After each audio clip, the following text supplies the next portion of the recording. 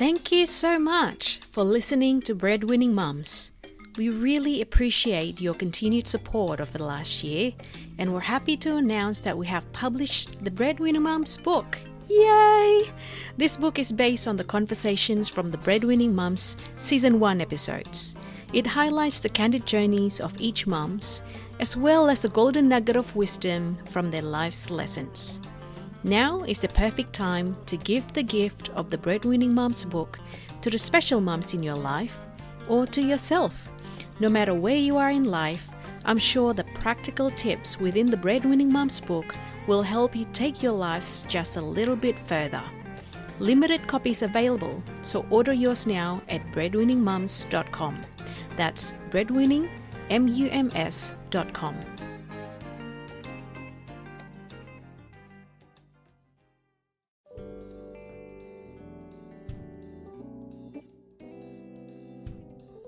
Coming up next on the Breadwinning Mums. This too shall pass, in the positive and in the negative.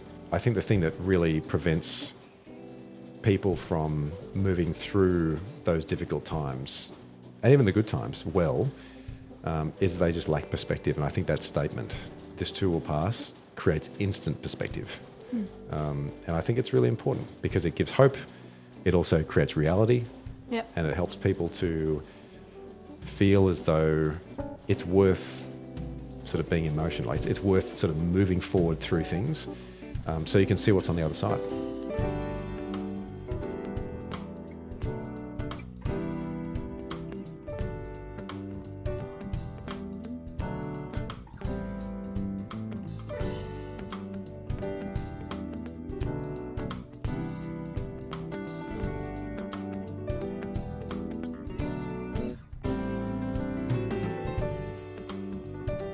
Hello everyone, and welcome to the Breadwinning Mums podcast.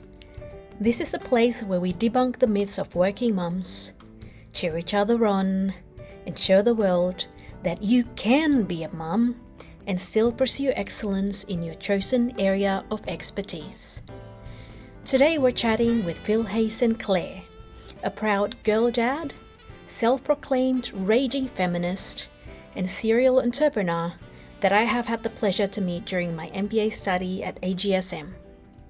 Phil shared his life story about overcoming adversity early in life, how he found and thrived in other domains of his life, and highlighted the importance of supporting your partner with continued curiosity and open mind. I know you'll enjoy this episode with Phil Hayes-St Clair.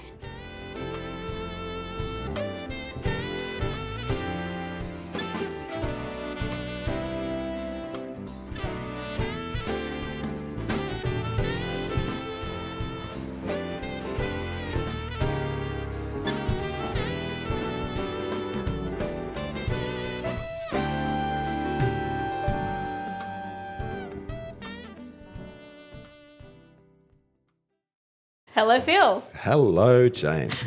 I was going to say welcome to the Breadwinning Mums podcast, but seeing that we're in your cabana, maybe you should welcome me. Welcome to the podcast. This is a great occasion. Double welcome. Yeah, it's fantastic. So, Phil, we've known each other for the past 2 years now, and I know a little bit about you. You know a little bit about me. Yeah. I was hoping that we can talk a little bit more about each other and our family life. Looking forward to it. First of all, who are you as a human? How would you describe yourself? Who am I as a human? I am a 47-year-old guy who is fortunate to be married to an extraordinary woman, to have 2 extraordinary children, to be surrounded by friends and family who have helped me navigate a very uncommon path in life. I have a huge variety of interests that I'm very fortunate to be able to pursue most of them. And I feel as though this isn't a dress rehearsal. So whenever I have this saying that I heard from someone a long time ago, that anything worth doing is worth overdoing. And so anything I turn my hand to, I try not to go half throttle into it. You know, I think a lot about the stuff that I would like to do. You can't always do all the stuff you want to do every time, but I just try to look at every single day and just go, how cool is it that you can wake up and do the stuff that you get to do?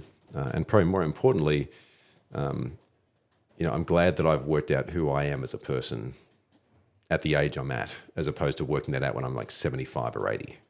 So I feel like I've still got a pretty good runway to run to contribute to stuff. Yep. Awesome. Yeah. There's a lot there. Yeah. Okay, let's unpack one by one. How do you decide which to pursue? Because there's a lot of options, especially being a serial entrepreneur like yourself. Yeah. And I know that we went through all of the iterations of what you've done over the years, but let's just start from there. How do you know where to start and how to know which one to pursue? I feel as though you have a full body reaction to something you want to do. I feel as though your brain gets like intoxicated with an idea and a concept. Yeah. You sort of feel deep down that you could do something with this, even though you might not have any idea how to express what it's going to look like or how it's going to be. You just, William Ury is a fantastic author and somebody who spends a lot of time helping negotiate really important things in the world. And he talks about this idea of being a possibilist and looking at things and saying, what is possible, as opposed to starting with anything and saying, oh, I don't know if I could do that. And I've been wired like that since I think I was born. Like, I don't think that's something that I've had to learn. Yeah.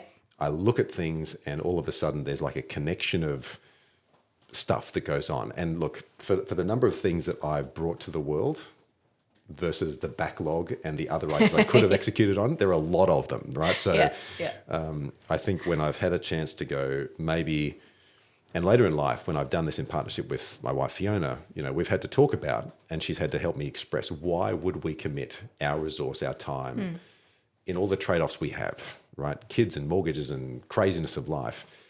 Why would you pick this thing? And it's been quite a fabulous journey for her to help me find a way to express that, because before we met, I was doing a whole bunch of similar stuff, but I was doing it and I think I had the logic in my mind to do it, that actually now looking back on it, I now have such a better set of languages and skills to be able to express why I would do something and why I would not do something. So I think it's got to be very all body. And I think your soul has to be enriched by that attempt, right? Because if, as we talked about in class, over your lifetime, if it takes 10 years to build a company or an organization or a thing, to do it well, then you probably get 4 or 5 chances to do that well, right? And if it happens quicker than that, so be it, you're one of the lucky ones. But generally it takes about 10 years to make something work. So if we're sitting here in our 30s and then our 40s and then our 50s and our 60s, the question is, well, when do you stop doing this sort of thing? And I think hopefully people get a chance to learn quickly and they get a sense of confidence to go, this is not working. Not how I expected, at least. So I'm going to not be obsessed about the sunk cost and about the reputation and the intertwinedness that I've somehow melded my reputation with that thing, and just go, look, I'm just going to reinvent, because actually, frankly, no one really cares. Except for you. So I think I've found a way to just get really good at that.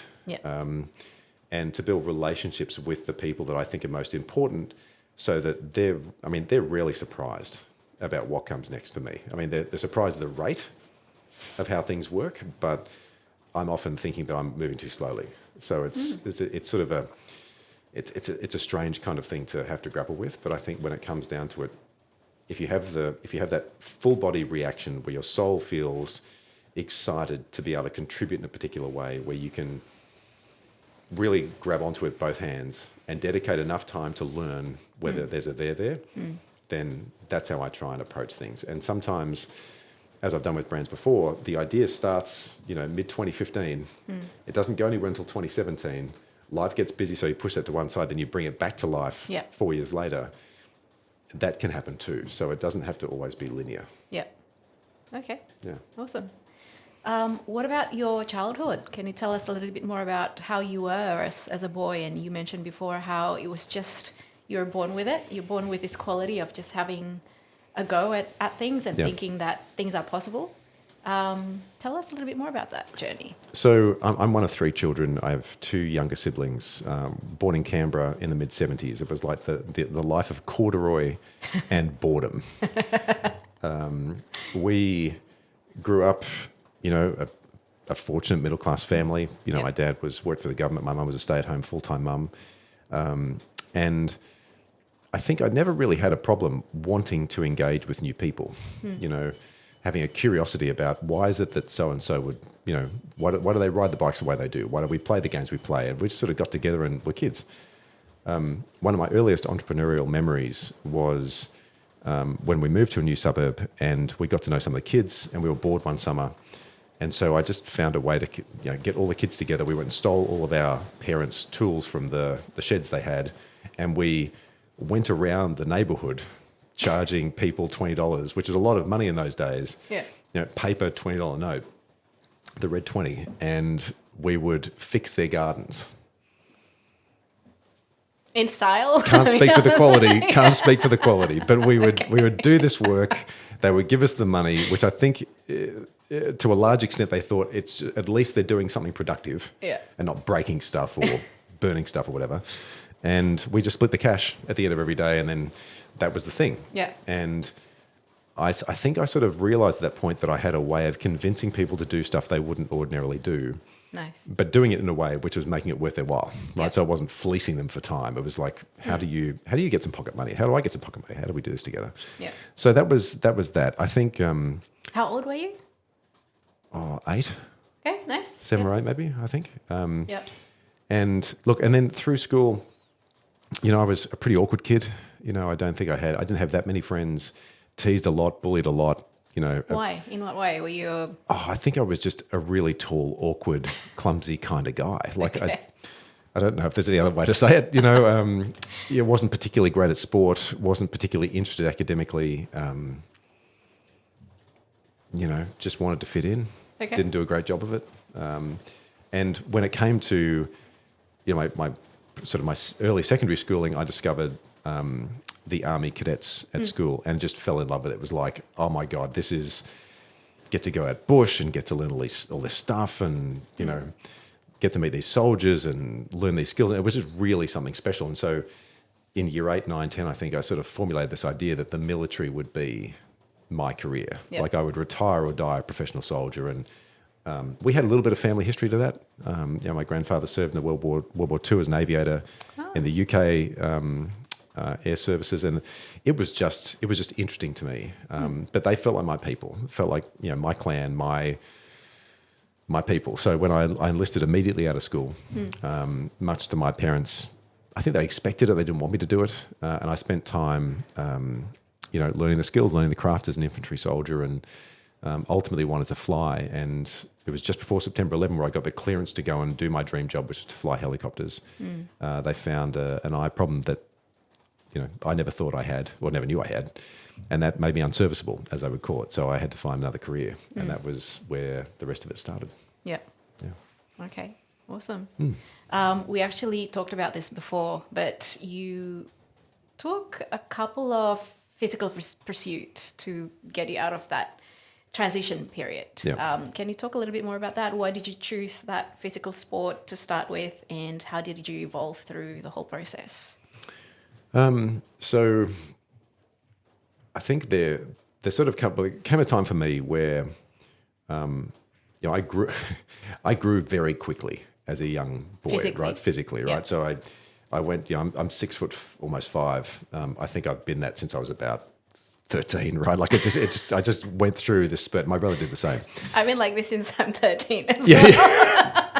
And for those of you watching right now, and for those who are listening who can't see this, Jane and I are sitting at opposite ends of a table. I have boxes to put this laptop so you can see what I'm seeing right now. Jane is not like that. The table's up to my chest and it's down to your belly button. That's right, by my waist. Yeah, that's right.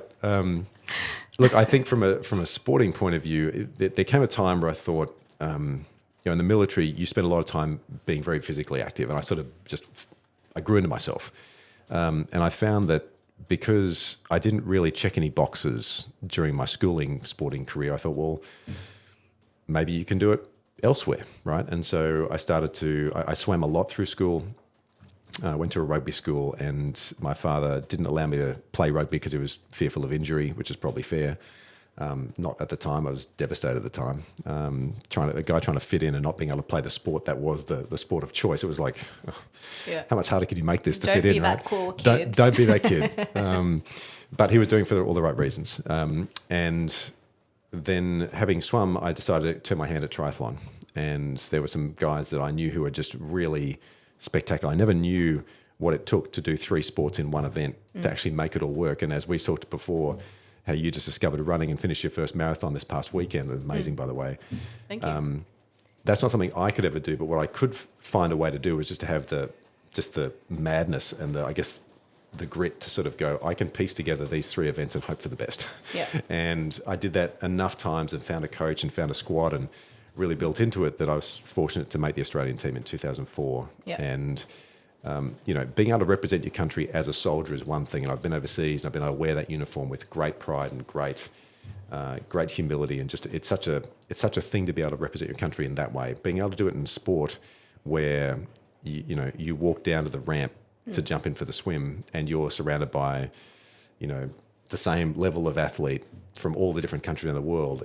I'll never forget that. It's really quite something. So that sort of set me up well for not just checking the box, but knowing what it took to sort of get to that level. Yeah. There's a higher purpose in that, right? There's a lot of linearity between the two. Yeah, I think so. Well, I just wanted to prove to myself that I could do it. Yeah. I think there's a lot of that aspect as well. Yeah. If you can get through this, you know that you can get through other adversities. Yeah. And I think when I mentioned before about understanding yourself at the age that we're at, I mean, at this age, we have a lot to deal with, right? We've got to parent up, we're parenting down, we're trying to look after ourselves, trying to navigate, social media, the internet, all the messaging. We're trying to be calm and centered and not freak out every 2 minutes, and the anxiety and all the stuff of life. Like, there's a lot, and probably more than any other generation in life. I mean, they had their other things to deal with. We have this to deal with, and I think for many of us, the idea of trying to work out who you are so that you can feel just good in your own skin is kind of the game. Because once you've discovered that, and you can move with the punches, but you can sort of understand that well, then you can be better for a whole lot of other people too. And until you get to that point, I think we're sort of pretending a little bit. So I found that going through these sporting things, it proved to me that if I really dedicated myself to a thing, it wasn't just saying I'd like to do it. You actually got there, and when you got there, that was actually just the start. That was like you've put one brick in the ground, and now it's time to build the next one. And I think that's life. That's the human condition. But when it comes to what does that mean for people of our age and what we want to try and do for the next 40 or 50 years of our life, having that level of groundedness and awareness of who you are, and feeling pretty good about the package you came in and how you think and what's going to happen next. It's like, well, this is me, and I actually think me's not bad. Yeah. So I'm going to try and leverage that and try and contribute in a way which helps makes other people's lives really good too. Yeah, that radical acceptance is so important. True. And as a serial entrepreneur, it's so important because sometimes we associate ourselves with this thing that we've birthed into the world, but it's okay to say, it's time to move on now. Yeah. It was not a failure. I am not a failure, and it's time to move on and learn from whatever that journey put you through, right? Yeah. Whenever I feel like there is somebody, and I've developed a sense to look at somebody, and just particularly entrepreneurs and people who have tried to build things where they feel like they've fallen flat, or it hasn't turned out. Like, nothing ever turns out how we expect, right? Nothing. Yeah. So the expectation that it would turn out how you might expect is quite a strange mental model to have in the first place. But anybody that tries anything, right? If you try to prepare for a marathon like you did, you said before, up until this year, you weren't a runner, right? And then somehow you've managed to pull out 42.5 Ks, and you did it at your pace for you, and you feel pretty good about it, and you didn't collapse, you didn't die. And it's all, what comes next is the question, right? So for anyone who's ever tried something, and it can be anything, there is such value in just starting and just going, I kind of learned a bunch of stuff. And there is a mental switch that I think goes off when you sort of realize I just did that. Yeah. Like, no one's going to congratulate you for it, but the fact you acknowledge it and you sort of go, hey, I just did that. That is a massive point of pride. And it should be. You should be really, really proud of the things you do every day to make that work. And even if it means something as simple as, I've been to bed for 7 hours the last week. Never done that before. How do you feel? I actually feel pretty good. Let's do more of that. Like it's everything from the smallest things in life right to things that we think are monumental and beyond. I think it's really important. Yeah. Awesome. Yeah.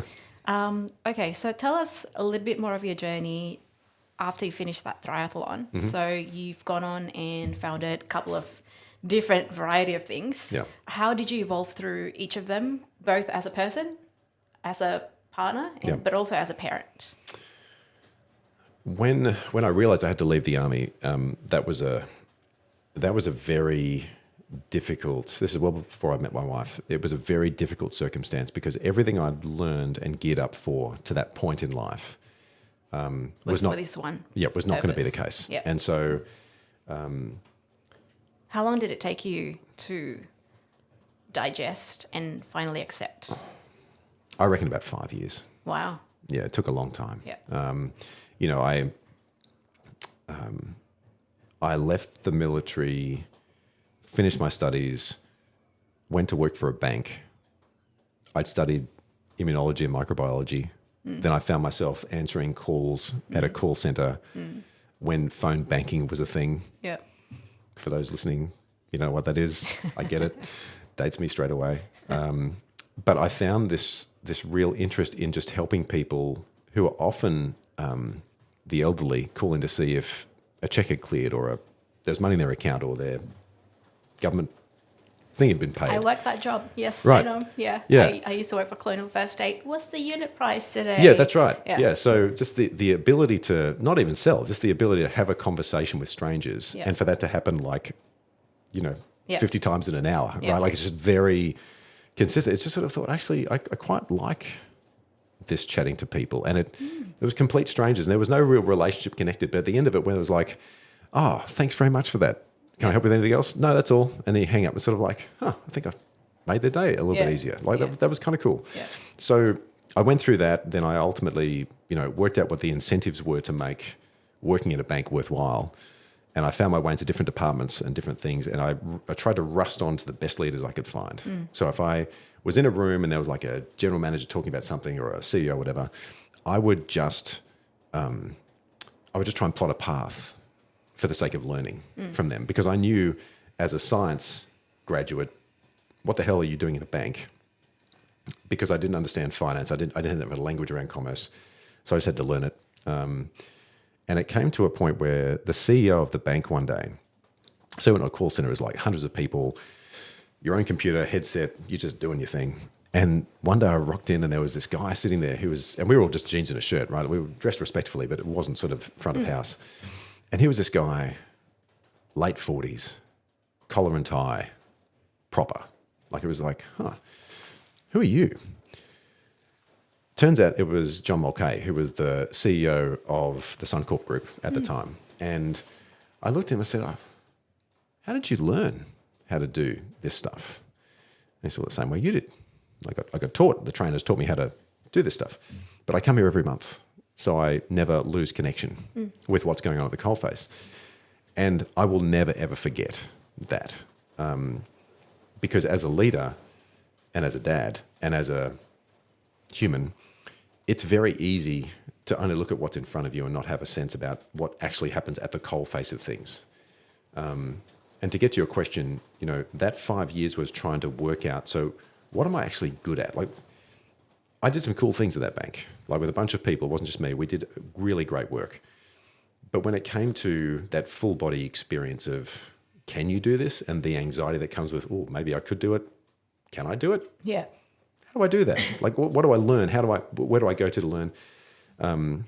It was tricky. And I think I was very selfish in the first couple of ventures I made. It was I need to stamp my mark on the world as an entrepreneur, as a founder. And my name, which is quite unique and double-barreled and strange, is not difficult to miss, Yeah. right? Like it's not Smith and it's not, whatever. It's not Jones. My name tends to sort of follow me in the different things I've done. And so I always found it difficult to work out, as one idea started and stopped, how do you go all in if you're worried that your reputation is going to be created with something that doesn't work? And it took me a couple of ventures to work out that that was the case, until it was actually, when I look at the entrepreneurs that I really aspire to, not to be, but to sort of just follow in their path a little bit, they were magicians at reinvention, because they were able to look at a problem, work out if they could try and address part of it. They either did or they didn't. And then it was, well, still got to pay rent, still got to do life. So I just found that reinventing became a bit of a core skill set. Not because I wanted to flash in the pan things. Like, I spent years at these different ventures trying to work them up, but sometimes they just don't work. Sometimes they do. And, you sort of get to this point in your career where you've realized that the partnerships you've made with other leaders who have now gone into 3 or 4 other companies since, and the relationships that are really pivotal to any kind of future success, all those people and I are still connected, and we still catch up, and we still try to make it really, really, we reminisce for the sake of wanting to do more things together. Yeah. And I think that's really important. And when it comes to being a partner, say to my wife, Fiona, she is by a country mile plus more intelligent, more charming, more shit together than I could possibly ever be. I mean, the fact that she said yes when I proposed to her is completely astounding to me. But I found a person who I have enormous adoration for, and she somehow has the same for me. And so through the process of finding each other a little bit later in life, having kids a little bit later, trying to work out, helping her work out what she's really good at, her helping me to work out what I'm really good at, there was such a bond that was just, it's really something else. So then when you look at that as it translates into children, I remember thinking, I come from a broken home. Sadly, my mum and dad divorced through our schooling years. And I think most people think about, how was I parented as a child? What can I take that was really good, and what can I sort of upgrade? Yeah. And when I think about parenting, I'm a huge women's health advocate. I'm a huge feminist, because I've seen in various iterations of life, whether it be in ventures or in the military or whatever else, that there is just such a massive disconnect between how men and women are treated, but the opportunities that come as a consequence or not through that treatment. And I think we're at a state now where there is a lot of the world who is acknowledging of that now. Yeah.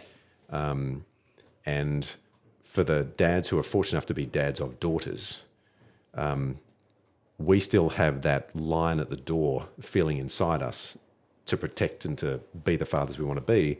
But we're also looking around now and sort of going, so how do we partner not as a parental figure, but as somebody who can deliver a set of self-confidence that helps them go into the world, so we're no longer around, we can do those kind of things. And I did not pay enough attention to that in my younger years, and maybe I wasn't designed to do that then.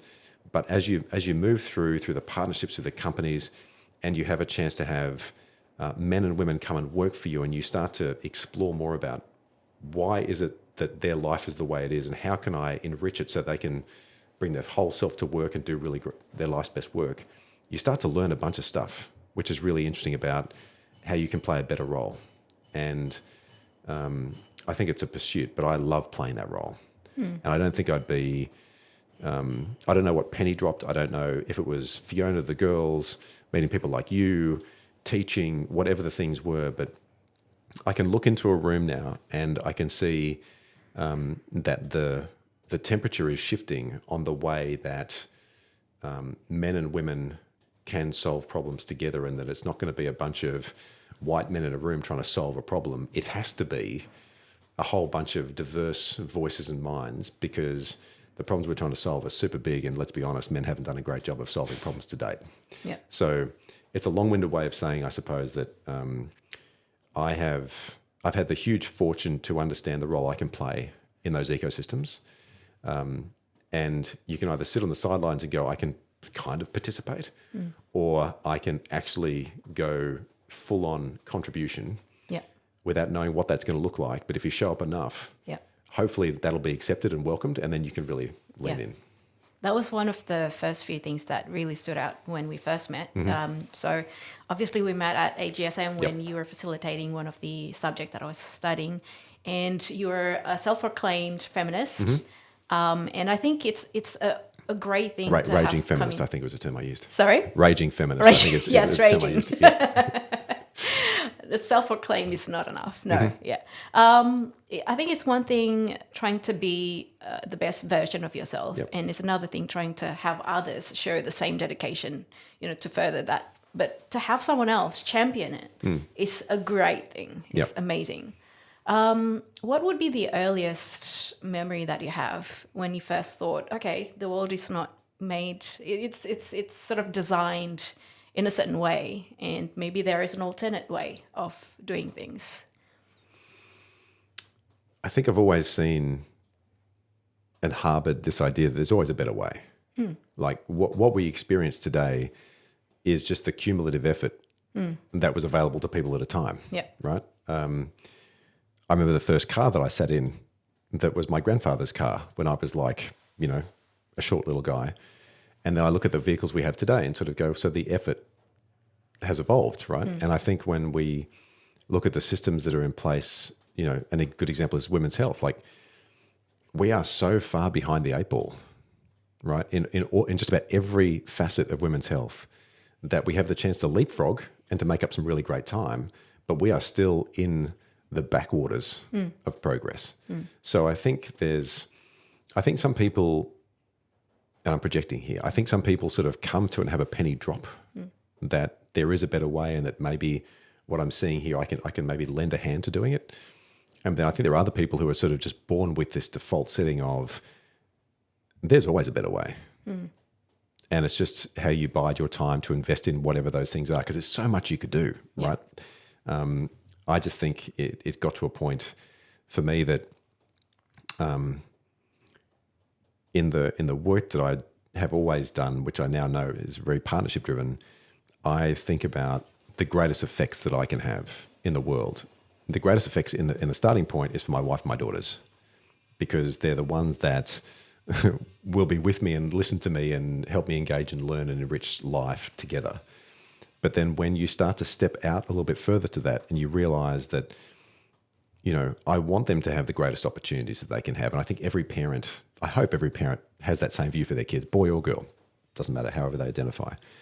And then you sort of go, well, how can I help remove the odd roadblock or the log that's across the road in 3 or 4 years' time?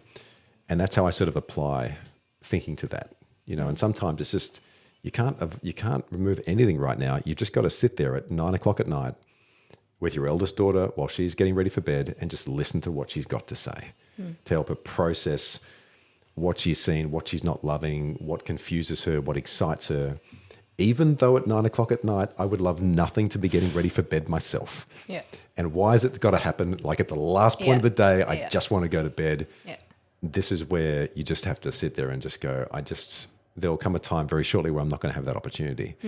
But that's where, I feel like I'm jumping around the topic a little bit, but that's where I derive enormous goodness in life. And I'm just really pleased it's happening at this time in life, so I can be a better dad. Awesome.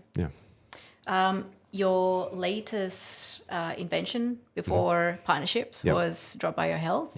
Can you tell us a little bit more about your journey there? This is one of those things you should never discount the stuff that you do a long time ago. So my undergraduate degree, I started 4 degrees when I went to university. Oh, wow.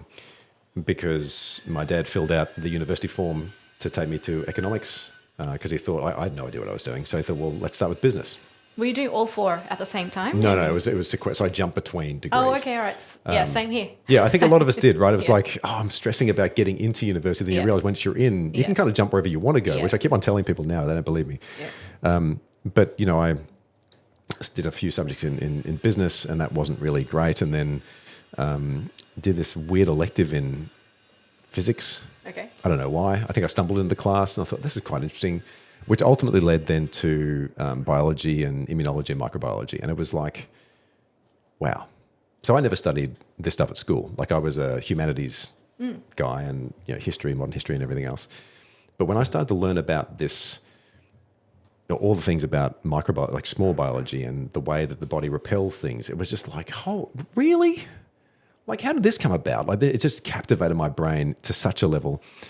And it was at that point where I realized that so I'm half Colombian. My mum's side of the family has a very deep heritage in medicine dating well back to the early Mayo Clinic days.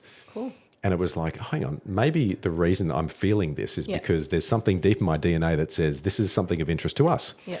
So I leaned into that and I finished my degree, and it was, wow, what do I do with an undergraduate science degree? Not a lot, as it turns out. I'd finished building 3 companies, and I just was feeling a bit meh about software and about technology. And so I decided to think about going back to med school as a mature age student. So I did the tests and I went to enroll, and I told only one other person apart from my wife the plan. That person was Vanessa Wallace, who ended up becoming the chair of Drop By Health. And she said to me, no, don't do that. Instead, maybe come and we're having a dinner next week to talk about this idea. So I rock into this conversation with a table, like a big table full of 30 people, 20, 25 people. And they were talking about this discovery that had been made by this group in New South Wales, which just briefly was this idea that red blood cells, so in our blood, we have plasma, red cells, white cells. And the red cells have conventionally been known to transport oxygen, and that's their primary biological role. And what they discovered was when they zoomed right into these really small, important red cells, there was this sort of hairy stuff on the outside, which people sort of go, what is this? What role does this play? And it turns out the role that it plays is to help the communication of the immune system send signals between all the different cells that happen in blood, that if we were to cut ourselves and just see it, there's so much complex work going on there that the messages have to be communicated somehow. And what they'd been able to determine was all of these really small molecules used these little hairy things on the outside to jump between to communicate with each other. And it was like, well, if that's true, then we have a very different way to understand how disease progresses. Because the immune system is there to do one thing, and that is to protect us either from ourselves or from external threat. And the thesis was born around that time, well, actually probably before that, but I was exposed to it for the first time there, that if we could measure at a really small level these changes, then we posited that we could maybe detect the early onset of chronic diseases up to 5 or 6 years before they became diagnosable. And that to me just was, okay, I get that. And as I was talking, I hadn't studied or picked up a scientific textbook in 17 years. But the words and the language they were using was going into my mind, and I understood what they were talking about. And all of a sudden it was, wow, maybe that is a thing. And maybe science has moved on, but of course it always does. And it was, well, okay. So I got asked to come and join that company, which was not Drop, it was a precursor to Drop. And we did more work, and we went to go and understand, is there a way to turn this into a consumer product? Like, can we put this kind of science into people's hands? And for anyone who's ever worked in healthcare, you just know there is so much that has to go in to make that work. From product and safety and efficacy and studies and data and regulation and all this sort of stuff. But it felt like at the time, the right blend of everything I'd learned building companies with science, with healthcare, with impact. And it was like, okay, you don't get these options very often. Yeah. So I jumped in there with my co-founders, and we started building out a product that ultimately became known as Drop By Health as a company, and consumer blood testing. And they often say the best products are the ones you have to build yourself to solve a problem you've got.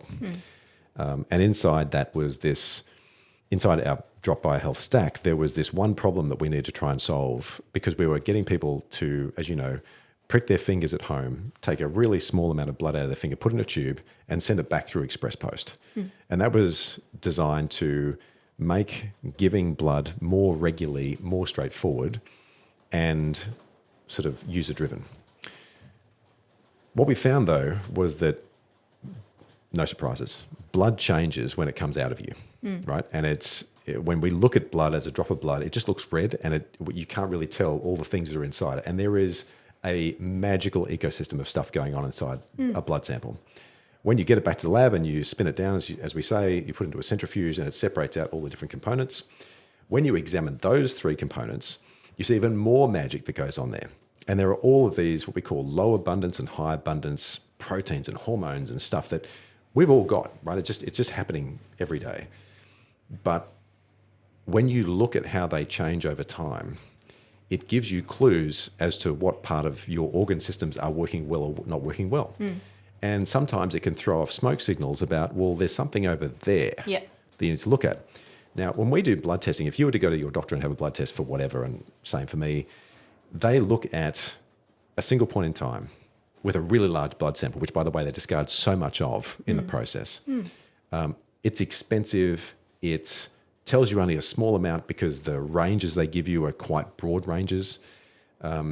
And what we wanted to do was to go, well, if we were to measure this over time, we could probably tell you a lot about yourself, which is actually probably actionable. And wouldn't it be cool to be able to prevent you from developing a condition that you obviously don't want?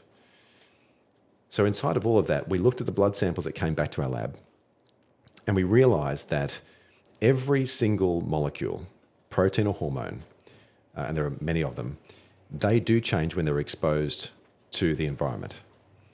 But they change, every single one of them changes at a different rate. Some go up, some go down. Some stay the same until they get to a certain point, then they really drop off. And so the team and I, well, my team, because they were just brains the size of planets, right? They are just incredibly talented people. They worked out how to do all the work in the lab and to work out how to understand that once a blood sample came back after 4 days or 5 days or 6 days, how we could determine, based on all the science we'd done, what the quantity was the moment the blood sample came out of your finger, even though it had spent 5 days in transit. And so it essentially gave a blood sample an extended life. And that meant that we could take blood from people anywhere, really, within reason, and have the sample sent back. And we could still deliver them a diagnostic value, give it to their doctors so they could act, which is massive if you're in an underdeveloped healthcare system like in a Cambodia or in an India, or if you just happen to be in Tamworth and you live in Tamworth or you live outside of Tamworth and you've had to come to Sydney for major heart surgery and you've got to have a discharge afterwards, how do you do the blood testing in between? So we just found that, and that was what we patented and became famous for. How long did it take you to arrive at that point 8 from years. that first meeting with everyone? About 8 years. 8 years, wow. Yeah. And how many co-founders did you have? We have originally 4. Okay. Yeah, and right now Jim Little, who is, as the date of this recording, Jim Little, who is my co-founder, who is still in the business, is the CEO and doing a fantastic job. Yeah. Awesome. Yeah. Cool. It's pretty cool. Yeah. And you've had to do a lot of fundraising as well as teaching at AGSM and juggling family and everything else that goes in between. Tell us the last 5 years of Drop Bio in your life. Hard. Yeah, super hard. The reason that I'm not doing that job as a CEO anymore, even though I'm still on the board of the company, is that I just burnt myself out trying to do too much. And had a health scare that was enough to make me realise that I'm not doing that anymore, because the most important thing are my 2 daughters and my wife, and I was on a track for that to end prematurely. So, like anyone listening or seeing this, life is full. It always is, and I just have a habit of making it a little bit more full. It's just kind of how I'm built, even to my detriment sometimes. And so I think the last 5 years have been exhilarating, progress-driven, many setbacks, many lessons on the business side, and we hope that's going to end up being very successful. In the meantime, I've lost sleep. I've not been in great shape.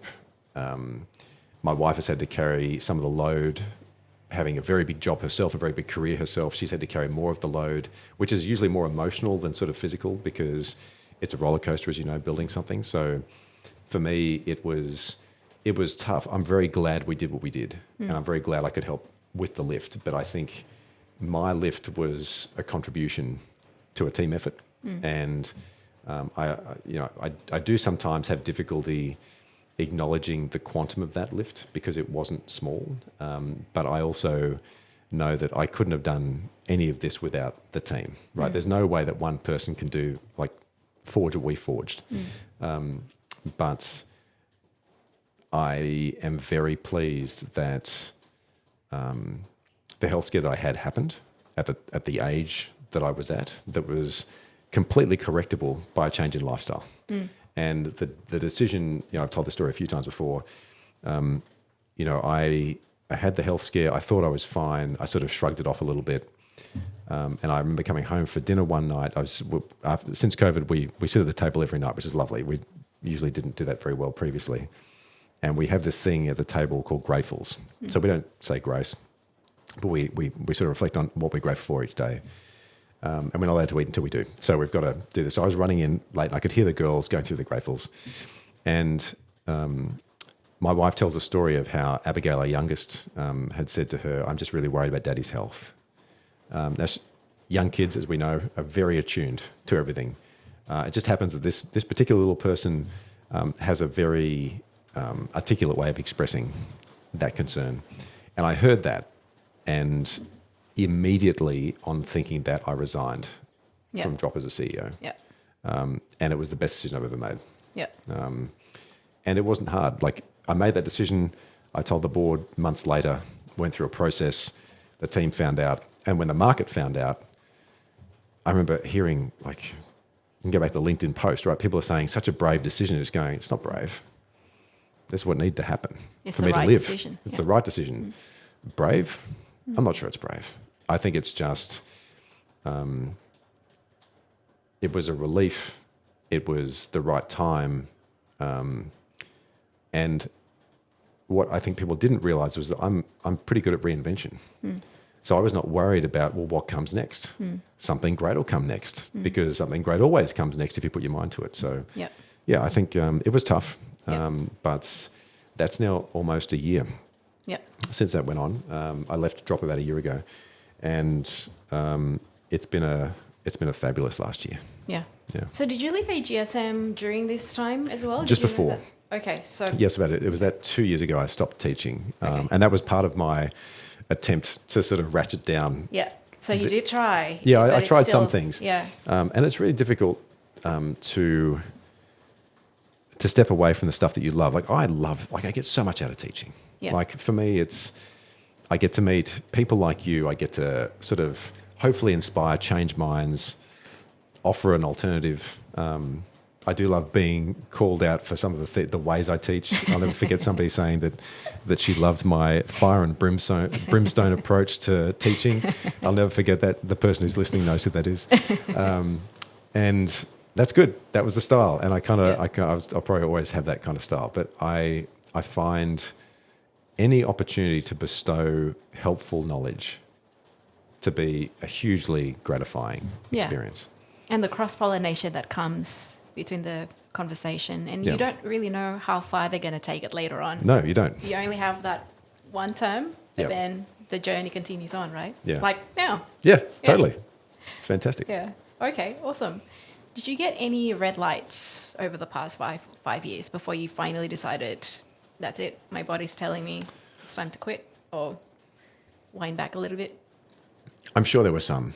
I'm sure just feeling, there were long days for months and months and months, like years at a time. So, a 90-hour week was a pretty standard kind of circumstance. And it wasn't the being at the office, being in the lab pitching investors, talking to people, selling. I loved all the interactions, right? That's why you were able to keep it going for so long. Yeah, maybe. Yeah. But I think the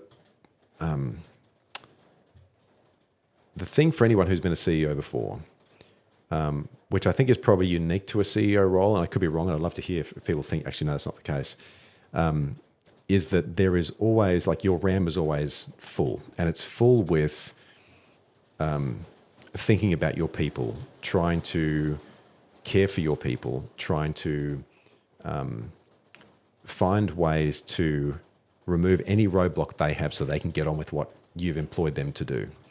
To juggle personality differences and cultural differences and all those things. And this is what leadership is. Like, leadership at its crux is saying no to people and trying to keep a ship on track to get to its port, with always limited resources and always with the inability to say yes to everything, even though the ideas are there, and still keeping people engaged and enthused, even when you tell them no multiple times. And then just trying to find ways to thank them and be deeply grateful that they chose your team to join when they could have chosen any other team to join, right? And that is something that I think it has always weighed really heavily on me. But during the drop days where we were really pushing the boundaries safely, but we were pushing the boundaries of a lot of science and a lot of healthcare and regulation and trying to create the new way, I went to bed waiting for, calls to deal with things that could have been catastrophic. I mean, we were living also in the backdrop of Theranos and all of the things around finger prick blood testing. And it was like, well, we're doing that just in a very safe and normal way. But, 50% of my job was dispelling the myth that it was dangerous and sort of helping people to do that. And I had the science, I had the data, and I had the team. We had all the things. I wasn't worried about that part. I was more worried about what is something I haven't thought of that would bring this to an end. And then all the people that followed me on this track suffer a similar fate. And for me, that just wasn't good enough. So I found that I was always thinking about scenarios and plans and how to deal with those different things. And the military teaches you that to some extent, right? But it was very difficult to switch off out of those things. And I think that's, if I look back on it, you couldn't have told me to switch off anyway. Like, there wasn't a switch you could find to switch that off. So I think when it comes to the red flags, it was, I honestly don't know, and I've got help with this, I don't actually know how I would have done that differently. Interesting. So, that's the signals. They were pretty blunt, but I really enjoy at nighttime now not having to think about what all of those things. And it's Jim's job to do, and he's doing a fabulous job of that now. But I'm glad I lived it, because I think it's a very unique set of leaders that you have that go through that. That you can then sort of, you can give them a look, and they know the look, and the look is, this is hard. And everyone goes, yep, it's hard. But there's camaraderie in that as well. Yeah. Which takes you back to your army days, I guess. Sure. Yeah. Always building a team, always building a culture. Yeah. For a purpose. Yep. For a bigger purpose. Yep. Okay. Hopefully. Yeah. Yeah. Okay. Awesome. Talk us through the journey from the moment you realized that your body's telling you something quite significant until you heard Abigail said something. What was the push and pull? What was going through your mind until you finally decided, okay, time to turn the switch? So I think the push and pull was, you're a CEO of a healthcare business. You have access to every tool you've ever needed to repair whatever's I'm hearing the irony, yes. Right? Yeah. And it was, so that was one voice, right? The voice on the left. And then the voice on the right and left. The voice on the other side was saying, but you're the CEO of a healthcare company. Like, we can throw every tool, every measure, everything to this, but maybe it's time, right? Because no one can objectively say you haven't put everything on the table. And maybe there is the fuel rods are spent. So maybe you just need to go and replenish them. And you can't do that while you're doing this job. And so that tension was very real until I heard what Abigail said. That was everything you needed to hear. Yeah. All the practicality stuff just went out the window, right? It was like, that doesn't have to live here anymore. Yeah. And I've told that to Abby. Like I've said to her, and to the extent that she understands it, I think she probably saved my life. And that's difficult to say to a 7-year-old, right? Or a 9-year-old. But I think she probably did. So, and I'm pretty grateful for that. Yeah. Yeah. Awesome. And I'm very grateful for you to sharing this, insights and wisdom. I think I remember seeing Keanu Reeves on a talk show. I can't remember what talk show it was. And he was being baited into this set of very existential questions. And Keanu Reeves seems to be like the most chilled guy known to man. Yeah. And the host asked him, what do you think happens when you die? And he sort of looks there, because I think there was like a Christian overtone, like they're trying to get like a heavenly, helly kind of answer. And he said, I think the people that love you the most will miss you. And then everyone just went mental in the crowd. Right? I was like, you don't get a better answer than that, like to span all beliefs and everything else. And I've never forgotten that, because, when I think about the role that I want to play as a husband, as a partner, as a dad, as a helper, as an educator, whatever it is, there will come a time when my number's up, no doubt. But there will be a lot of time and effort in between that, trying to make the people who I care about the most the happiest, the lightest, the best version of themselves to every extent that I can make possible. And that's kind of life. Like that's kind of how I live the life. Yeah. So I'm kind of hoping that that I can communicate that to Abigail, in the future without labouring the point, but to a point where she's had a very profound impact on all of our lives, but mine in particular. Yeah.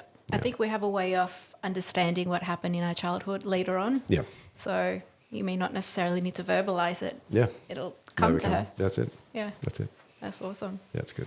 I think being an entrepreneur, it can be a very tricky path, because you go and become an entrepreneur as opposed to just going a day and trying to do a day job, right? Yep. Because you believe in maybe a bigger purpose, but also your own part in that bigger purpose. Yep. And so sometimes you can be sort of pushed towards feeling like you're not being your full self by just taking a step back. But, for you to actually accentuate the importance of, it's actually not about that bigger purpose. Sometimes it's just about the people that are closest to us. Yeah. And that's the meaning of life, and Correct. making them happy. Yeah. So thank you for that. Sure. That's a very important point, I think, to make. Yeah, And I guess would that relate to what you said before, having arrived at this point in life where you understand where you are and who you are? Yeah. Would that be your point in life, I guess, your purpose? I think so. I mean, I love the idea of looking back from your last breath and what's the contribution you want to be known for. That you'll feel really comfortable going, it's a pretty good job. And then whatever comes next comes next. Yeah. I want to make sure that the people that were closest to me, that gave me such richness in life, felt that returned. And they're the people who I spend all of my time with. Yes, my daughters are my wife, but my family, my sort of nuclear family, and then the people that are really important to me who have helped me as well. So that I think we all have that amongst people. Outside of that,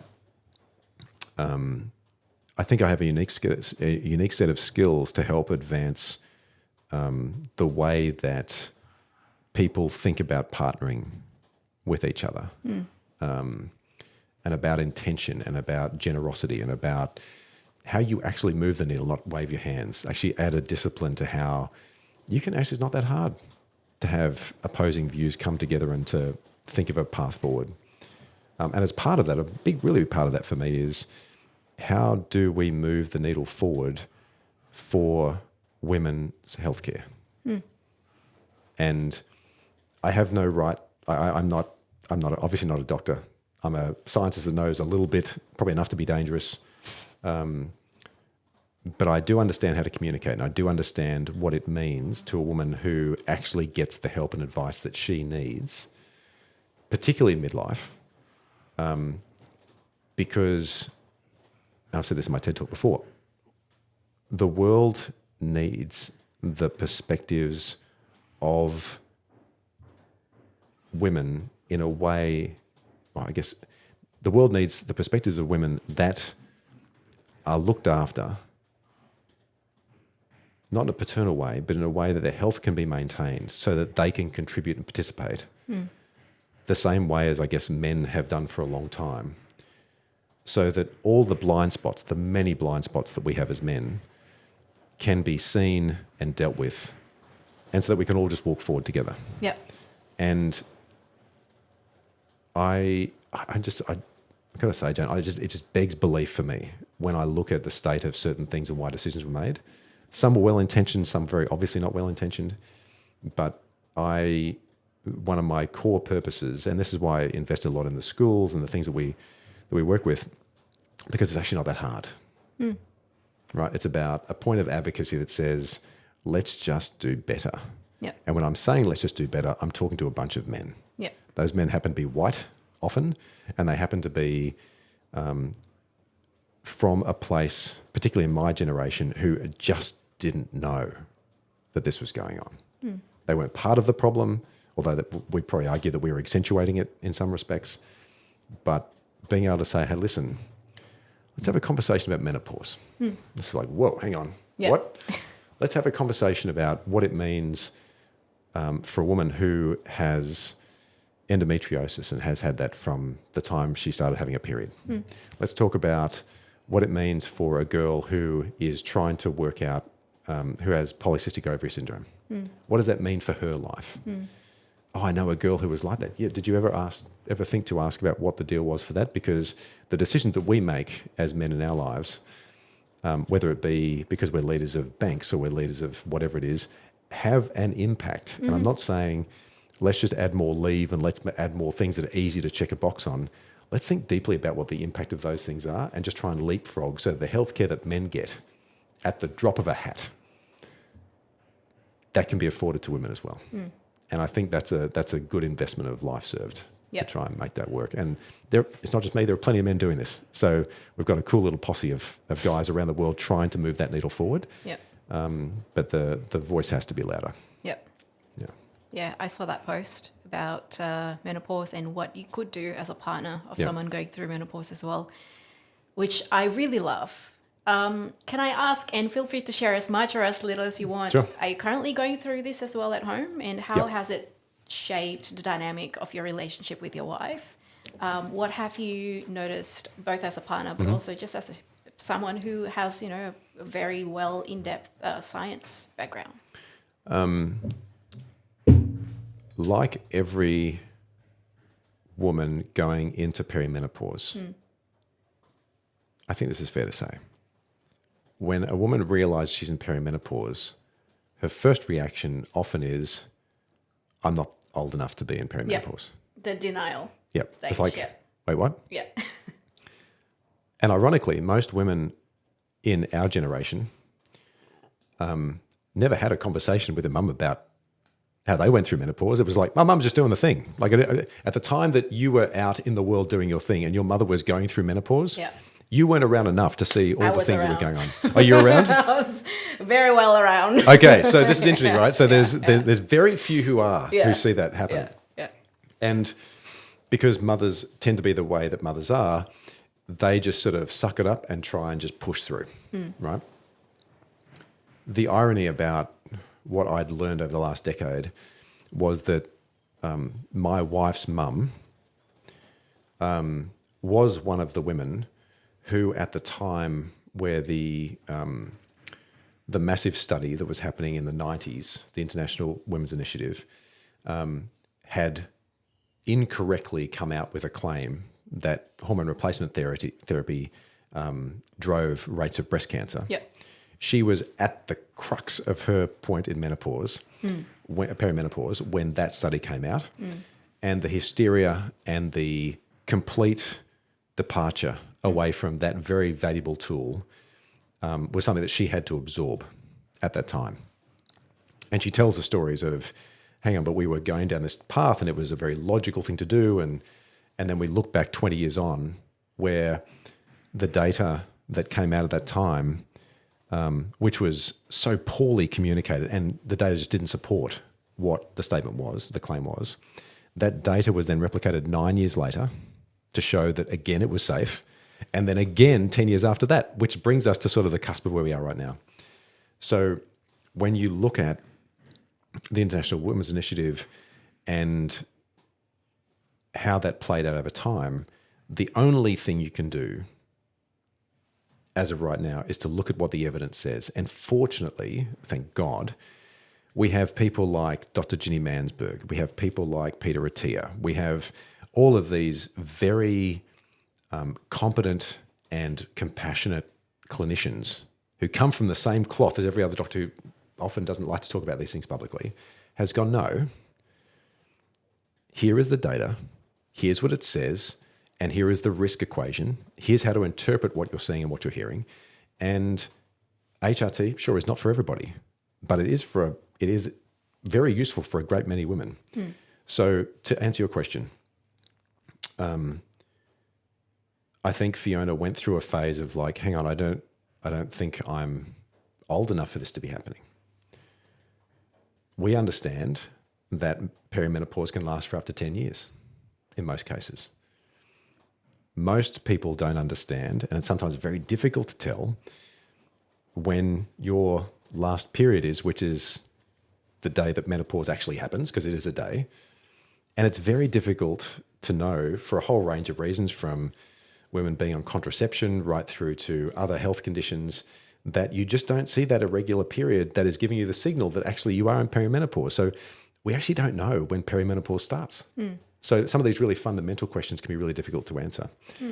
In our case at home, I was so neck deep in women's health at Drop, just absolutely hoovering up every bit of research and study I could find,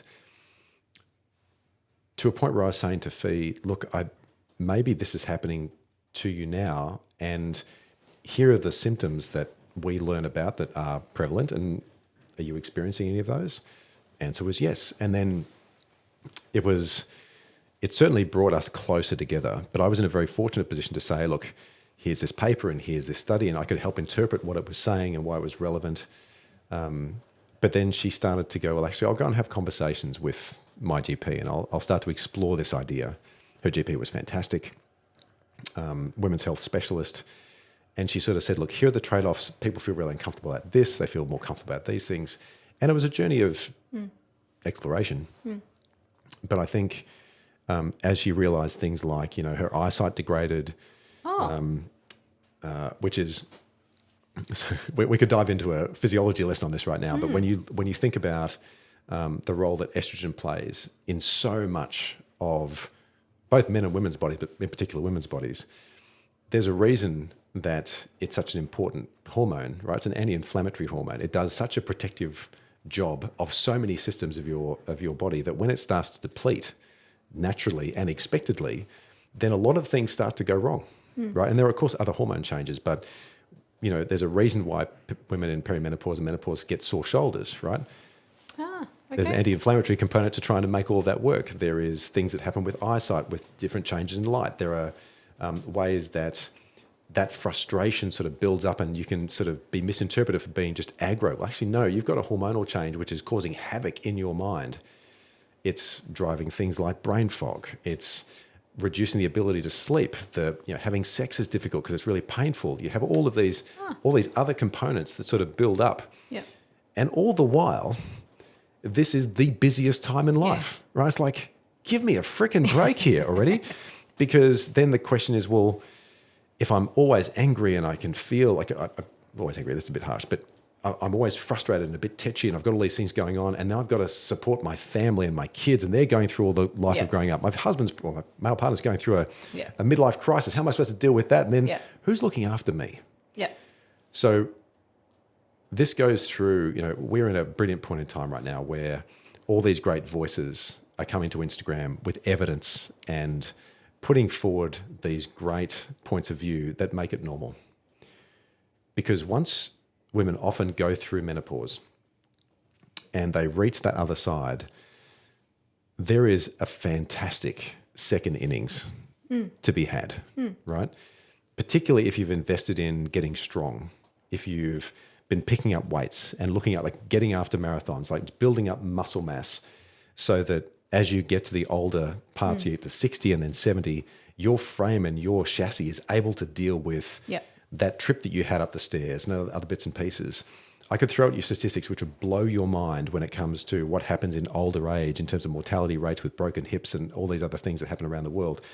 But the point is, the world is still coming to terms with how do we help the women going through this right now after a diabolical last 50 years in women's health. And the resources are now very public. They're quite good.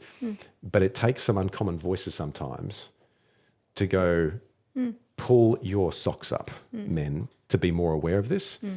And, the irony, once they start to involve themselves and understand just a small bit of data and a small bit of information, their relationships improve. And you sort of go, who would have thought, man? Like, this is not rocket surgery, right? Like, you just do have to be involved to understand. And I think if Fee was here right now, I think she would probably say our relationship is stronger. She's still going through, she's still perimenopausal. So we're still going through all the things that throws. But because we have a shared understanding, I'm just genuinely interested in, so what else can I do to help? Like, is there anything else? Sometimes it's not. You're just go and sit over there, be with the kids, give me some time by myself. There are ways to sort of be involved. And I think that's just I think it's actually incumbent on us. If you have a female partner, it's incumbent on us to go, I'm just going to go and spend a little bit of time learning, because if I understand, the antidote to fear is knowledge. And the ability to have a little bit of knowledge around this stuff, it's not difficult to do. It'll open your mind to a point where you go, I can actually probably be not only a better father if you've got girls, but a much better partner. And you've raised the bar for, your daughter's future partners. So that's my mission. Yeah. Oh yeah. We had this fabulous woman, Madonna King, come and talk to us at our girls' school on our first Father's Day when our girls were in kindy. And she said, the thing that you need to keep in mind as a father of girls is that the standard that your daughters will accept in future partners is the standard you set. And we all looked at each other and said, game on. Time to raise the bar. Yeah. Oh, it's pretty high. Well, already, I'm just tall. Yeah, I'm just tall. Yeah. Okay, awesome. Thanks for that, Phil. That's very useful. And I think it's very important for partners to understand and just open up a dialogue, because when you open up a dialogue with curiosity, opens up, a totally different dynamic in the relationship. I think so. So as a child, did you know that you were going to be a dad? As a child, I don't think I ever thought about it. I think I don't ever think I thought about it. I think the idea of having a family and having an anchor in life was always pretty important. I think the pursuit of trying to find that when my parents split up, it made that even more important. Yeah. It was like, and I dated many women in that pursuit, trying to work out whether I was finding the right person or not. How old were you when your parents split? I must have been 15. Okay, wow. I think. Is that right? I think it's about 15. It's a process. It was a journey for them. How did it change your life, your perspective in life, who you are as a person? I was pretty profound. Yeah, I think, being a parent now, you realise there's only so much kids can know and process at a particular given time. And for me, it was devastating because, my mum worked just so hard. Like, it was just the way that woman shows up. If there was ever a genetic lineage towards grit and tenacity and the capacity to show up, she is the epitope of that thing for me. So massive kudos and respect. And her mother had the same. And I'm sure if I would have met my great-grandmother probably would have been there as well. But she just did so much for us and bent herself in all shapes to try and make that work. And it's difficult. I think, we're often the idea of having to engage with a paradox of not either or but and that and changing in different ways as life goes on, I think can be really difficult to hold in tension over time. So the ability for me to, as the eldest child, I felt like I had to try and hold things together to some extent, which was a futile effort. But, it was somehow I felt it was the role I had. And so trying to understand both perspectives to the extent that my parents were able to and willing to share their perspective with me when they wanted to also protect me and, and say my brother and sister, it was tough. This was during when you were 15 sure. when it happened. Yeah. Oh, wow. And so I might have been 16. But, my sister, I want to say she was like 9, 10, something like that. My brother's 18 months younger. So there were just very difficult pieces, and we tended to gravitate towards one. Yeah. Well, you're looking for security. Yeah, sure. And there's some very Maslow style pieces to this, right? Yeah. But I think when it comes to trying to find your way through it, you do whatever you can at the time. But I also think that they're also trying to do the best they can because they're navigating this for the first time too. Like, how are you supposed to navigate this with all of the things happening in their life, all the pressures they've got financially and everything else? How do you do that? And the answer, I think, is you do the best you can. And I often hear fathers, jeering about this. I hope I'm not damaging my children too much by doing whatever I'm doing, because I'm doing the best I can, and I'm hoping that it's enough. And of course, it is. Yeah. Right. If you're being very intentional about it, it is. But you just don't know that at the moment. And then we get to this point, we've got kids, and we sort of go, well, how will we parent differently? Yeah. And they will ask, I'm sure, that question when they get to our stage, and the cycle continues. Yeah. So I think when it comes to families, it's super important. But there are so many different permutations of family now that as long as I think children can feel loved and safe, and have the capacity to continue learning in whatever way they learn it through whatever modes that makes sense, then that's the mission, right? And yes, it would be great if everyone was under the same house and everyone got on well, and that's not usually the case, right? But there's always conflict, there's always things going on. But if they're safe and if they feel loved and they can keep learning, a lot of good things come in time with that, I think. Yeah. And a lot of grit comes out of tough experiences as well. For sure. Yeah.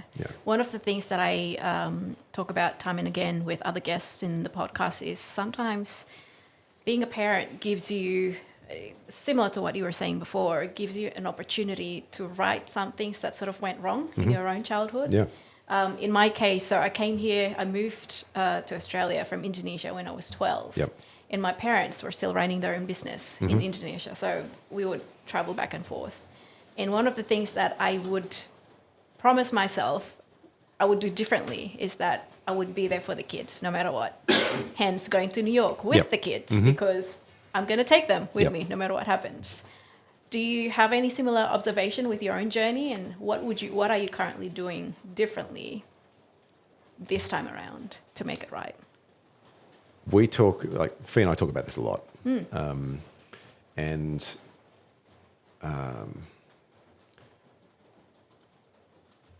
I think we just try and find ways to be as present and as thoughtful as we can, as often as we can. There were very traditional roles in the previous generation for parenting, right? And to some extent, they persevere, right? In our house, we are co-captains. There is nothing where one does more of another. And that actually took me a long time to get good with. and maybe it's built into the male psyche, and it's very deep in the back of our brain somewhere, where it's like, you will provide and you will be the breadwinner and you will and you will and you will. I don't know why that was there. I remember meeting Fee for the first time, and just being completely floored by her capability and just her general demeanour. And I just thought to myself, I'd never seen this before. And I didn't really know what to do with it. Like, it was, I feel like I've got to unlearn a bunch of stuff in order to be good enough to be seen by her, to engage in a life with her. And I think that sort of helped us get to a point of thinking, well, if we have kids, how do we want to parent? And we just wanted to be a meaningful part of their lives, which meant that we had to be a super meaningful part of each other's lives. And I know that sounds kind of weird to say that, but they often say for kids, the thing that a man can do for their kids is to love their mother. Now, that can be very difficult in a lot of circumstances, and I know I'm saying that. But when it comes to love their mother, it is respect and admiration and being thoughtful. Even if the relationship doesn't persevere in a traditional sense, it's always showing up because they are the mother of your children. Now, with the split of my parents, my father attempted to do that many, many times. Did he fall short? Yeah, he did a number of times. He attempted to do that. But the way that I tried to upgrade that in my own parenting is that I will never, ever, ever not do that for Fiona. Ever. And it's because if you're, I feel, and this is probably selfish and being very egotistical, I think I know all the circumstances where the opportunity could be afforded for me not to do that. And I just avoid those circumstances. Because I never want to let her down. Yeah. That's kind of the point. And I think it's just that pursuit. Yeah. So she's been very good to me. I hope I've been very good to her. And we've got a long runway to go. So let's just keep on having fun doing it. Yeah. I should ask her to be a guest in the podcast. Yeah, She sounds like a real class act. Yeah, well, she is without doubt a class act. Yeah. Awesome. Thanks for that. Yeah. Okay, so I invited you to be a guest in the Breadwinning Mums, not because you're a mum. No, turns out I'm not. Because I think that for every single breadwinning mum out there, there is always a supportive partner at home who are championing women's rights, but also just being like a great partner. So I wanted to ask, how did this evolution come into your relationship? And you mentioned this before, but when it came to really be a supporter of Breadwinning Mums, and I know that some, egos may play into this as well, some rationalities. Can you talk about at what point did you come to a peaceful state of being that, yes, you're going to champion the breadwinning mum in your life? That is Fee. So I'm trying to think of the best way to describe this.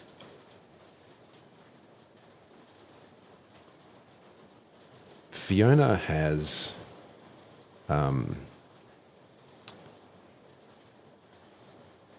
all of the things that make me inspired about the world. She has an intelligence, a sensibility, a sense of humour, a bit of rough and tumble, a bit of I've had to pave my own way. I want to create a better world for the people around me.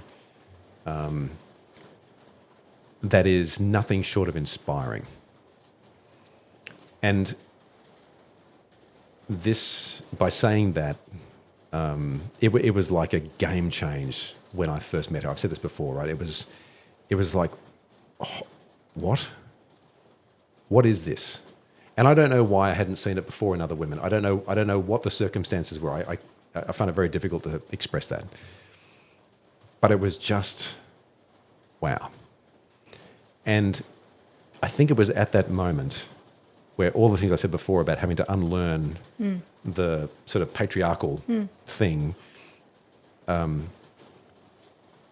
she created such a beacon of ambition for me to rise to a level that I just felt like I just need to rise to this level. Otherwise, we won't be together. You need to step up. Got it, super step up. Right now, I don't know where I was at the time. I might have been just slightly above average, but I certainly wasn't knocking it out of the park. And when it comes to that, it was like at every step of our journey, not only did she welcome me into her life, she then exposed me to all these things I'd never really done before, like the travel that we've done to date, or all of the stuff, like the cultural things, the words that she's taught me, like all of these things that sound very, very strange are just everyday inspiring. And, you know, we met when we obviously didn't have children and we were just two professionals doing our thing, trying to carve our own way. And we got to know all of our sensibilities, all of our fears and all the things. I'm sure there's a lot we've still yet to discover of each other, but it was just one of those things where it was like, you have had to fight uphill to achieve these incredible milestones, and many women do this. But I can see the strain that's placed on you, and I'm pretty sure I may have been one of those people that contributed to that strain. And I feel kind of ashamed about that. I don't think it was intentional, but as a lad and as a guy and as a guy who's just doing guy things, I'm sure I didn't make it any easier. And all of the things that we now talk about around unconscious bias and around those things, I know that I perpetuated those things without knowing that it was causing some real harm. It's like, God damn it. Like if I could replay a good chunk of my life, I would reset against those things. So I can't do that. Instead, what I'm going to do now is, instead of being like a born-again feminist, it's like, well, no. There are ways that I can help that are not pouring myself into women's groups and saying, look, you know, women, look, men aren't so bad. Instead, you can go back and use your native skill set to convert other men's minds around how to think about this stuff. And if their female partners never even know I'm involved, that's actually a job well done. So that's how I sort of think about the penny dropping, and I guess the part. Now, Fee and I, we celebrated a milestone wedding anniversary recently, and it was one of those things where, you know, the last 12 years have gone since we got married pretty quickly in the scheme of things. And we know each other for maybe 2 or 3 years before that. There's still a lot of work to do. But I'm super pleased to be able to be doing it with her. So awesome. I saw the on Instagram you uploaded the pic of the Fin review. Oh yeah. That was really cool and very well thought out. Yeah, it was I think it was one of my funnest covert plans I've ever pulled off. That was good. How did it go in the morning? Yeah, did you see it? It was pretty good. For those who want to humour the story, you can fast forward this piece or cut it out if you like. When I had planned to propose, I did want it to be quite memorable. And she was a up and coming management consultant, and so I reached out to her boss and I said, "Look, I'm going to do a surprise engagement on this date. I need you to keep it super, super quiet. But on Fridays, consultants usually go back to their home offices, and I need you to create the illusion that she's got a really busy day."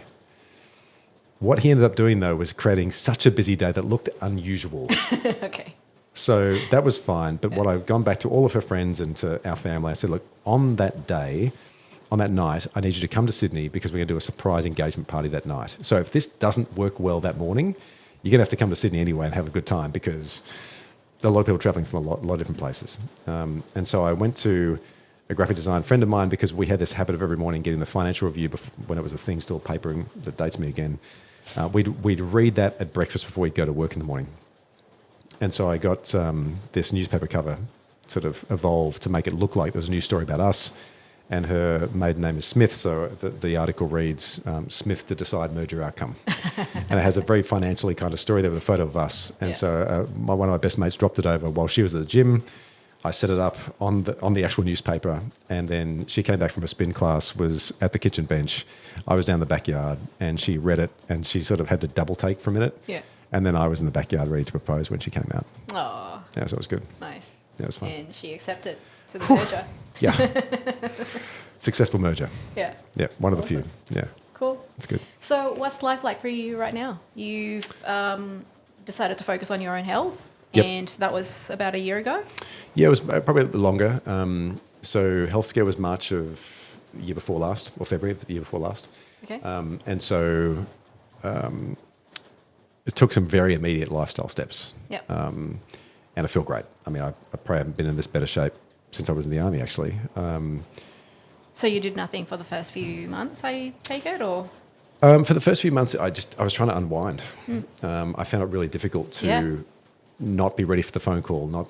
And it wasn't, people weren't calling, like people were very respectful and they were sort of like, congratulations and good luck and everything else. But it took, that was October, I think it was like mid-January, where I woke up one morning and thought, I don't feel that sort of burden in the back of my mind now. And I don't think there's a way you can accelerate that. I mean, you might be able to, but I wasn't able to do that. So, I stopped drinking. I wasn't drinking much, but didn't really drink very much, really dialed up exercise, just completely obsessed about sleep quality. And those three things played a really important role in getting me back in shape. And then David Burt, who we know from UNSW, who's an old friend of mine, we talk twice a week. He had said to me, he was one of the first people I told about what was going on. And so he said to me, look, for what it's worth, and when you're more rested, I think you do business partnerships better than anyone else than I've ever met. And I think you should own that word. I think you should build something from that. And so it's his encouragement that sort of drove me towards building a small consulting practice around advising CEOs on partnerships. And so I've been doing that for the last year. And it has been awesome. So I get to focus on that. I get to manage my own time very particularly, and it means that I can be a really present dad. I get to coach my girls' football teams. I get to do all the stuff that I've always wanted to do, but I also get to do the work that gives me that full body experience. I love helping companies negotiate really tricky partnerships they never thought they could do.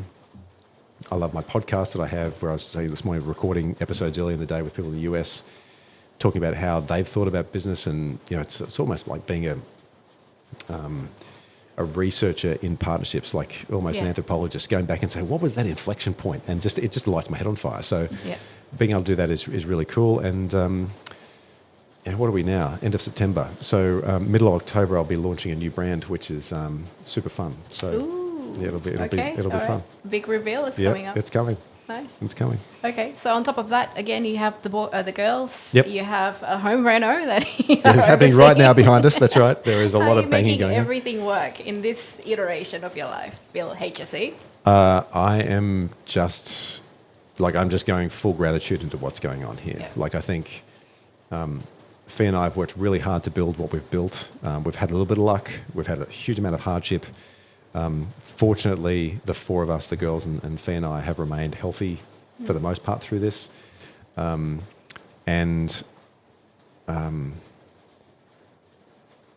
We just have the chance to invest in each other and build out value for the future. And it just happens that all of that hard work that has been cumulative, I think, is paying off. Yep. So it could all change tomorrow. So we're very mindful of the day, and we're just excited about how we can move the needles for the girls, for each other, for the people we love, and also enjoy the fact that the girls are starting to move the needles for other people, and they're starting to sort of take that spirit and pay it forward. So nice. It's kind of fun. Yeah, it's kind of fun, but it's a nice point in life where you can be proud of your kids just for being who they are in life. Yep, and they're great little humans. I mean, they make us laugh, they make us cry, they infuriate us, they they have their own little quirks and their own wonders, and I just think if you can clock that as a parent, given the investment you've made to become a parent, whether it happened at the time you wanted to or not,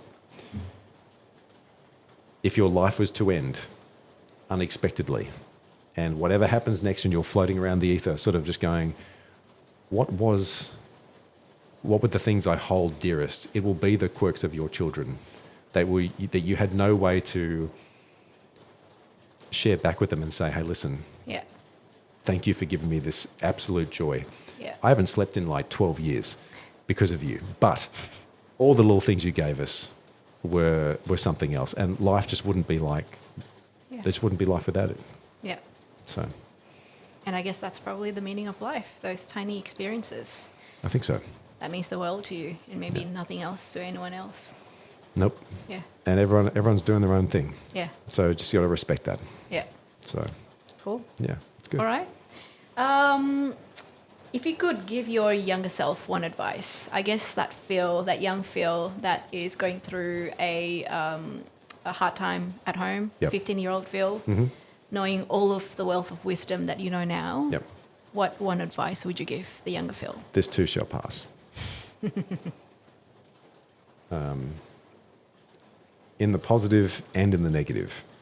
And it's not new wisdom, right? Everything today is fantastic, and that too will pass. And I think the thing that really prevents people from moving through those difficult times, and even the good times, is they just lack perspective. And I think that statement, this too will pass, creates instant perspective. And I think it's really important because it gives hope. It also creates reality. And it helps people to feel as though it's worth sort of being in motion. Like it's worth sort of moving forward through things, so you can see what's on the other side. And I think that's probably what I'd tell myself. Yeah. Awesome. And one last question that I always ask all guests is, what's your alpha dad song? Oh.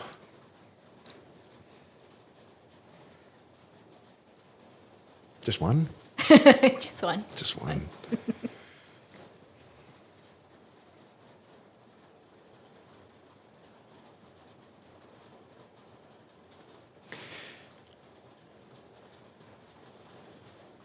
Okay, you can get two.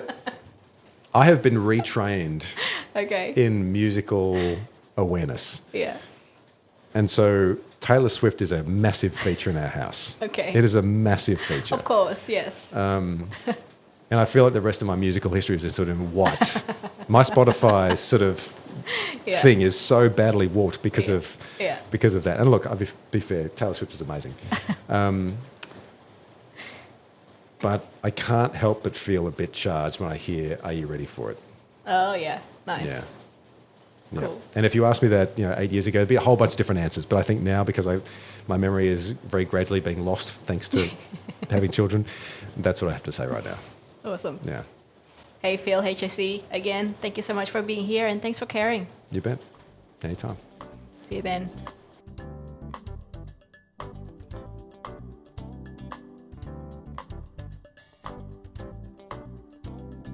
This episode of The Breadwinning Mums was produced by me, Jane Lim, and our theme music was produced by Sam McNally.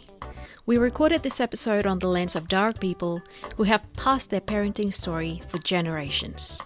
We pay our respects to the elders past and present, and thank them for caring for country. Connect with us through LinkedIn or Instagram at Breadwinning Mums. Until next time.